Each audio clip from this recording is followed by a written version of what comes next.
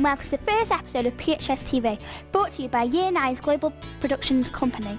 I'm delighted presenting the first ever broadcast of the PHS show.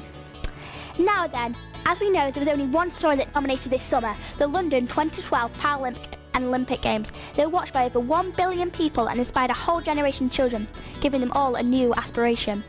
Students at Poynton High School were particularly influenced by the Games, as ex-student Sarah Storey competed in the Paralympic Games, where she won gold in all her categories. Sarah was kind enough to give a Golden Postbox to Yew Tree Lane, only minutes away from the school where she attended as a student. So we sent Emily, a Year 10 student, to meet Poynton's golden hero. Run VT. Remember anything in particular? I just said the bit between the opening and the bit between the closing ceremony, to be honest. Everything was really good. Barney and I got the chance to go into the stadium on Saturday when... We are here today to interview Sarah Storey, who won 4 gold medals at the London 2012 Paralympics. Big screen and get the crowd going, and 80,000 people all screaming was absolutely incredible. I can understand why you chose Disley, Poynton and Macclesfield for your post boxes, but why did you choose Eccles? Well, Eccles is where I lived when I changed sports from swimming to cycling, and I'd lived on a street down there for 10 years.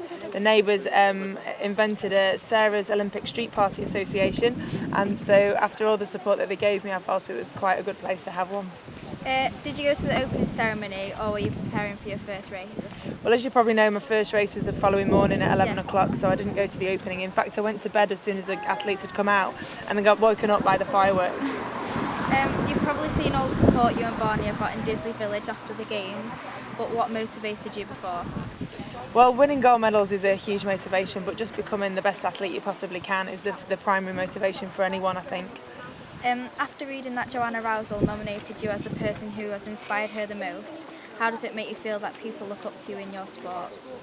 Joanna is a fabulous athlete, and I'm very fortunate to have her as a good friend as well, and it's very humbling when someone says something like that about you. If you have the opportunity to inspire anyone, whether that's as an athlete or as something else in their life, then obviously it's a real privilege, and it's not a title you can ever apply for, it's one that something has to give you, so yeah, I feel very humbled. If there was a 4-person women's pursuit in Rio, would you hope to compete, and who would? Well, obviously the 3 girls that won the team pursuit in London will be top of the list for that event in Rio, I would imagine. So if I could join them, then that would be fantastic. But there's so much young talent out there that there's certainly not a foregone conclusion. How did it feel to hold the flag at the closing ceremony with David Weir? Holding the flag was amazing, and it was actually a really good thing that there was 2 of us, because the mount that they put in his wheelchair was starting to give way, so I had to hold and take the weight of the flag so that it was still in the holder on his chair but not going to fall over and knock out the person in front. Will you be going to the Seal Swimming Club to show them your medals, and how did it feel when you were chosen to be their patron?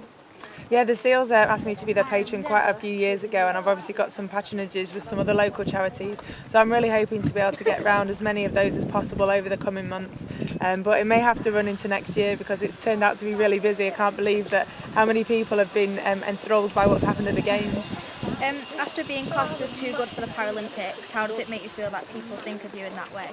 I think it's really sad that people think I'm too good for the Paralympics, because the Paralympics is about elite sport, and if you're an elite athlete with a disability or some form of impairment, then you should never be excluded from your own event. And obviously if people think that I'm too far ahead, then it's the responsibility of the other competitors to catch me up. Now Victoria Pendleton is doing Strictly Come Dancing, would you ever consider going on the show? We talked about this, Victoria and I, on the float on Monday when we were doing the parade, and she agreed with me. She said you can't really do it until you retire because there is such a high risk of injury. As your events were spread over 8 days, was it easy to stay focused when everyone else was winning medals? I think the thing about being a multi-event athlete is you get into a routine, so you get to celebrate each medal in its own right, but then you go back to the familiar surroundings of the village and that familiar routine of eating, sleeping, doing your training and getting your laundry done so that you've got a t-shirt to wear for the next day. So no, it's a routine that I'm very familiar with from the previous Games, and I really enjoy going through all the processes of extra events after the first. Okay, thank you. Thanks, Emily.